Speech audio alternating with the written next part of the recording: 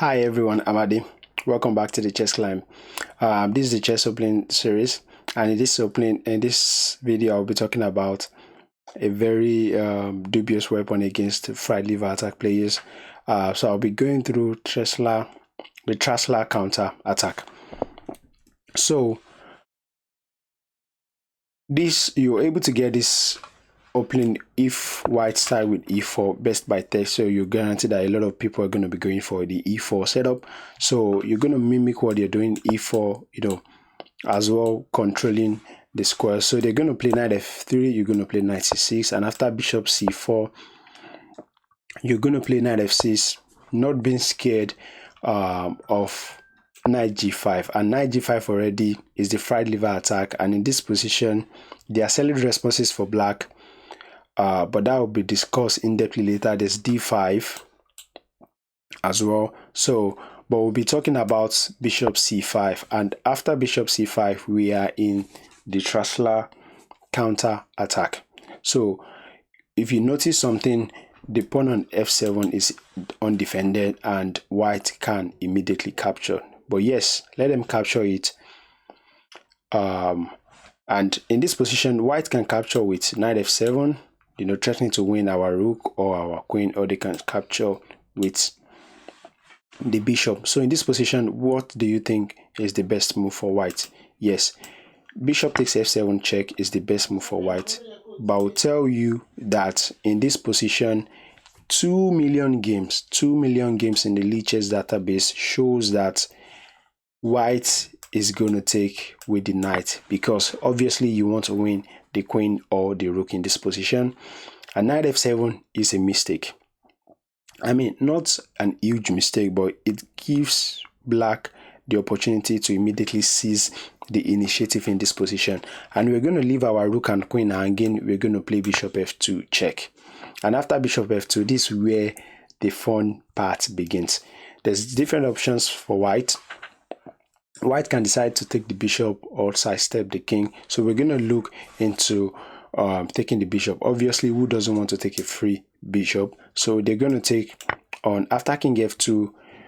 In the spirit of the Traxler counter-attack, you want to continue with an active play, and this allows knight takes e4 check. There's 6 squares available for white in this position. 6 squares, 2 of them keeps white in the game, and 4 is immediately losing in this position. So out of the 2, I'll be covering the other one. In this position there's king g1 and there's king e3. These are only the 2 squares that keep white in this position. King g1 is an immediate signal to black that white is aiming for a draw. I wouldn't want to go in depthly into that line, because after king g1, let's say king g1 now, you have queen h4 threatening queen f2 checkmate, and the only move in this position is to play g3. We are going to play something like this, and after take now and something like knight d4, we're going to end up harassing black's king, because after here now we already have something like check, and white can't do anything than just to keep repeating in this game to get a draw. And if you know anyone who play the fried liver attack, they don't play it aiming to get a draw in this position. They've never seen anyone who play the fried liver attack aiming for a draw. So this is why king g1 immediately signals that white is aiming for a draw. The second moves that keep white in this game, I'll consider it to be the most tricky one for white to play, because they have to find a series of only move, not just one move, not just 2 moves, not just 3 only moves, about 7 to 8 only move in this position, and that is king e3. So after king e3, we want to immediately seize the initiative. You can pause the video. What do you think is the best move in this position? Black to move. What is the best move? The best move by far in this position is to play queen h4, leaving our rook hanging, protecting our knight on e4, and most especially we're threatening queen f2 check. And I will show you a beautiful checkmate after queen f2 check. So in this position our rook is hanging, so a free rook, we sacrifice our bishop, now we're sacrificing our rook. So if white decided to take the rook on h8. Why is knight takes h8 a blunder? You can pause the video to figure out why knight takes h8 is a blunder. So I've said it earlier, there's two moves that win for black, but I'll show you the most precise one, because after knight takes h8, black has checkmate in 3, and that is queen f4 check. I'm sure you figured that out. So after queen h4, if the king goes to e2, it's all the same thing. It's just a waste of tempo. We're going to play queen f2 check, and after king d3, I want you to pause the video again and figure out the best move in this position. It's checkmate in 2. Both moves win, but when you sacrifice your rook and your bishop, you always want to continue to sacrifice in this position. So I will show you the first one that leads to checkmate in 2, which is knight b4 check. The only move for white in this position is to take the knight, and after king takes e4, we have queen f4 checkmate. A mate in the middle of the board. Isn't this beautiful? Yes, it is. So the other move that leads to checkmate in 2 in this position is just to calmly play knight c5 check, and after king c3, only move, you have queen d4 checkmate. This knight is doing a beautiful job. This knight is doing a beautiful job, and the queen is delivering checkmate in this position. So this is why knight takes h8 is a mistake. So after knight takes h8, you immediately see why white is losing. And in this position, there's always ideas of, different ideas of queen f3 as well. But after queen f3, d5 is going to be played, aiming to play bishop g4 as well. Even after queen f3, I think something like this immediately wins. So after queen f3, which can be tried, the best move in this position is to play knight f6, opening up these squares available for our queen, and even threatening to take the bishop on c4.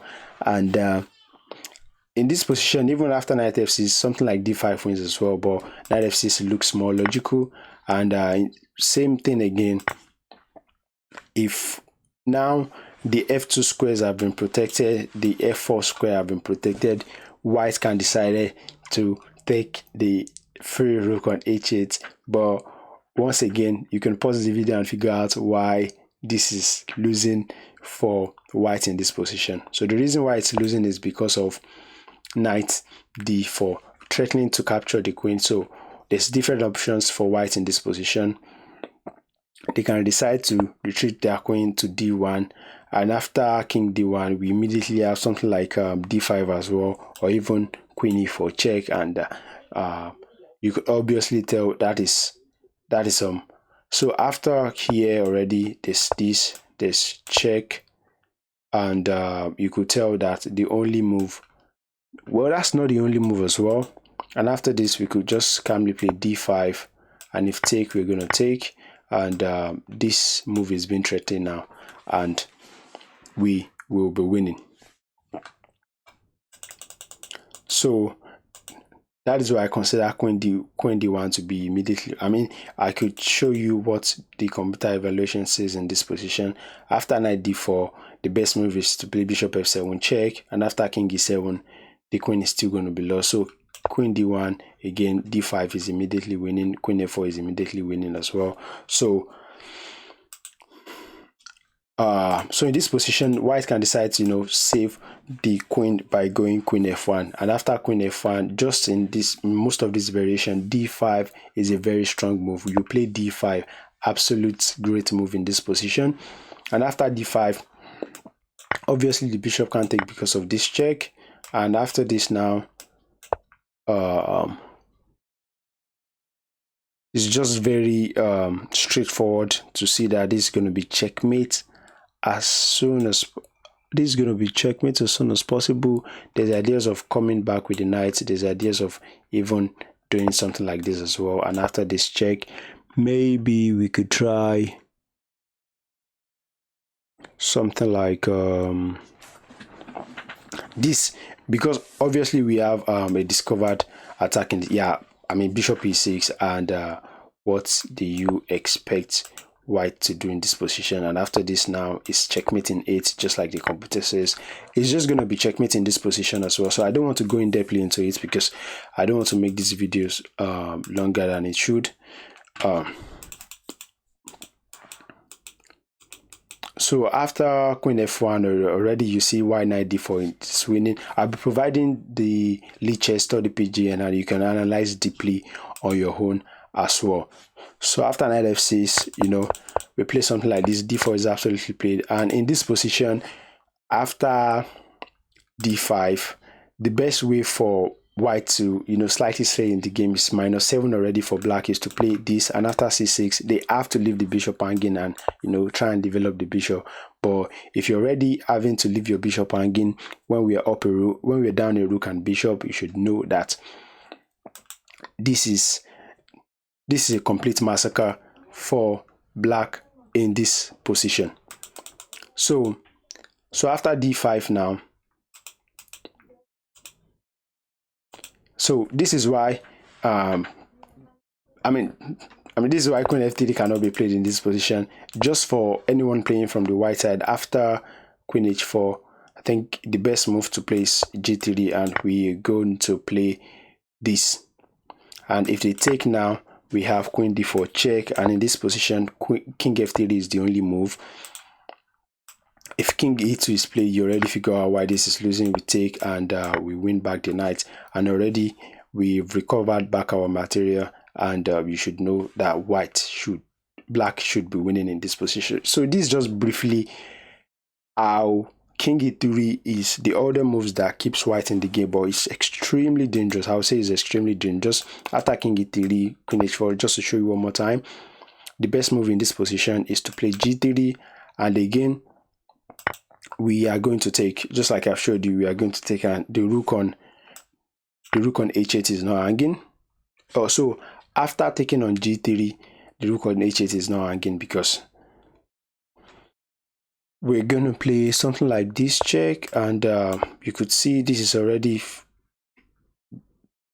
this is already here ready for white already. So I'll move along and show you what if white steps into one of those squares that's immediately losing. So I will show you king e1, because king e1 is the third most played move on lead chess. So after king e1, what is the best move in this position is to play queen h4 check. Obviously, we're going to play that since I've showed you in other variation as well. So after queen h4 check, the best move for white in this position is to, this is already -6 for black, so it's to play g3 regardless. So after g3, we are going to take the pawn, sacrificing our knight, leaving our rook hanging. So if they take here now, we're going to play this check, and after king moves, we have this check, and after king d3, the same motive I showed you earlier, knight b4, king takes. So knight b4 check, king e3, and we have this checkmate, just like I've showed in the other variation. So that is why knight takes h8 is, the rook is never hanging in most of those variations as well. So after this, we are going to take, and the best move for white is just to take back, sacrificing the rook. So we're going to take check, and the only move for white to just minimize the damage is to play bishop f1. But you should know, if you have to play bishop f1 in this position, we save our rook, and we are up materials already in this position. So black is definitely winning after king e1. So after king e1, we play this. Even so, let's say white decided not to play g3, but because it's obvious that we're going to be sacrificing the rook as well, they play king e2. It fails to the same tack, and this allows a checkmate on the board. I'm sure you see the same checkmate, which is this as well. And after this, the same idea. Even so, the other idea is to play knight c5 in this position, and after king here, you have queen d4 checkmate. This knight doing a beautiful job as well. So this is why king e1 is a losing move. And you would ask me, what if white reject the bishop in the Traxler counter-attack? So let's say king f1, leaving our rook and queen hanging. What is the best move for black in this position? If your rook and queen is hanging, it's best to save your queen. So we play queen e7. So the rook and bishop is hanging. There's two captures in this position. Which one would you capture? If you decided to take the rook on f8, that's the best move in this position. Well done. If you take the bishop, this is losing, because after rook f8 we are in time to save our rook. If this knight goes now, we're going to play this now, and after the king move, let's say king here, we are going to pick up this bishop. d5 is going to be played, knight g4 is going to be played, the rook is coming to this rank as well. So this is just complete massacre. So let's say black decides to play this. We're going to come back, threatening this. We're going to play this, and this is going to be another mate threat on the board. So after king f1, did I just mess it up? No. So after queen e7, the best move is for white to take the rook, and after the rook has been captured, we're going to continue in the spirit of the Traxler gambit. We're going to play d5, developing our bishop in one go. And in this position already, you can pause the video to figure out why. There's two captures, e d5 and bishop takes d5. If you play e d5, that's the best move, but I would show you why bishop takes d5 is a blunder. You can pause the video and figure out why bishop d5 is a blunder in this position, because it allows the beautiful bishop g4 on the board, and after bishop g4, it's guaranteed that black is going to lose their queen, because after this there's no way to save their queen. They have to take, and you could tell already that this should be losing. We're going to develop, or we're going to castle in one go, bring our king to f8. We're going to take these pieces as well, and after this, I mean, just to show you, this is like minus 6.5 for black already. So that is why bishop takes d5 is a blunder in that position. So after e d5, we're going to continue. We're going to play knight d4, leaving our bishop hanging one more time, with the idea of knight g4 coming, queen h4 coming as well. So the only moves that keep white in the game is to play d6. Everything else loses. h3 doesn't lose immediately. It's just like slightly better for black. So even if you try c3 in this position, preventing against the idea, we're still going to forge ahead. And after this now, check, we're going to play knight e7. This can be captured because of queen f6, and mate is immediately threatened as well. So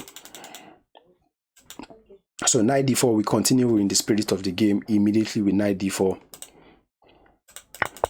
So after this, the best move in this position after knight d4 is to play d6, dislodging this queen away from this diagonal, because there's always threat of queen h4 and the Traxler counter-attack. So we're going to take, and after knight f7, saving their knights, we're going to bring back the queen, restating the threat of going to queen h4 idea as well. So in this position, there's two moves for white to stay in the game. There's h3, preventing bishop g4, and there's c3 in the aim that when bishop g4 comes, there's just this same idea. And after knight e7, the difference between this and when the pawn is on d5 is that we can safely take in that other variation because there's d5.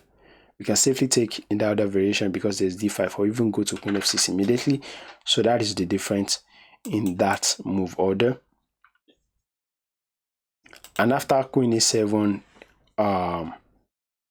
h3, the evaluation, just for anyone who is wondering, is the draw is 0-0. And after bishop h4, we're going to save our bishop. We're down the rook. The white has to find series of only moves to even survive up to this stage, and at our level, you should know that is more than likely. And after c3, we're going to play this. We're down the rook in this position as well, so you should know that black cannot afford to go passive. We are ahead in development. We're going to play bishop d7 or bishop e6. We're going to castle queenside, and just from the look of things, white has lost the right to castle, and the attack is going to come as fast as it could. So this is if white decide to decline taking the bishop. So one bonus chapter I will show you is the best way for white to capture in this position is to capture with the bishop, which is bishop f7, immediately forcing us to make a move with our king. Obviously, as black, we don't want to go king f8. The more logical move is to go king e7, creating a space for our rook to always develop. So in this position, white can afford to go passive. So let's say white decides to play something like knight c3. Already we have h6, and it is guaranteed that black is going to win either the knight or the bishop. So knight d5 we're going to take here already, and something like this. We're just going to take here, and after take, and this, we are up material in this position. There's no check. We've lost the right to castle. We're going to play king f1, king f8, king g8, and the power of this monstrous bishop are coming fast. So that is that's just a little sample bonus line to show. And after this, so the best move for white is to retreat back to b3, and after b3 we're going to develop the king to e8. We can play rook f8 as well. So I'm just much satisfied with queen e8. White will castle. We'll play knight c3. We are going to save our rook now, preventing knight f7. And after castle in this position, we are going to play h6, forcing the knight back to b5. And in this position, we play the dangerous move d5. And when you check with the engine, it's like plus 0.6 for white, but it's an absolutely playable position, especially at the rating range of something around 400 to like even 2000 rated online as well. So that's the best move for white to play. But the reason why I've covered knight f7 is because there's 2 million players on leeches who have decided to play knight f7, and which even in a very practical game, people would always go for knight f7, immediately fucking the queen and the knight. So that's why I've covered knight f7. So if you've enjoyed this video, drop a comment below. Do you enjoy playing the Traxler yourself? Are you going to try this out? And don't forget to like and subscribe, and I will see you in the next one. Bye.